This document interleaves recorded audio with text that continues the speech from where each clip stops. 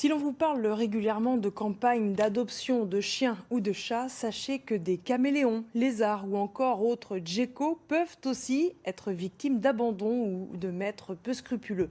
Zandoli, une toute jeune association basée à Rennes, a décidé de se mobiliser et de se spécialiser dans le refuge de reptiles. Voyez ce reportage signé Catherine Jonot et Charles Lemercier. Des caméléons, des serpents, des reptiles, 17 spécimens au total choyés par Benoît. Bardé de toutes les autorisations nécessaires, il héberge sa propre collection mais aussi des rescapés.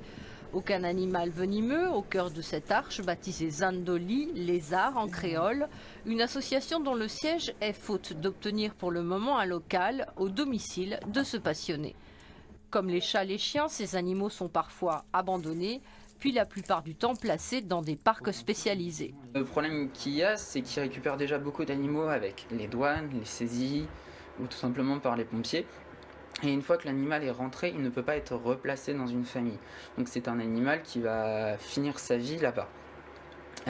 Une association avec une structure comme celle que nous avons, ce qui est intéressant, c'est que nous on peut replacer les animaux et leur proposer une deuxième vie dans une deuxième famille d'accueil.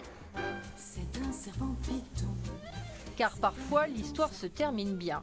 Grâce au message de l'association posté sur les réseaux sociaux, ce python royal a enfin retrouvé un foyer. Un véritable engagement car l'espèce peut vivre jusqu'à 40 ans. Le serpent python a Son propriétaire est décédé. Dans le coup, c'est la famille du propriétaire qui m'a appelé parce que les parents en avaient peur. Dans le coup, ils ne pouvaient pas le garder. Il vivait là-dedans avec juste du journal et 3 cailloux.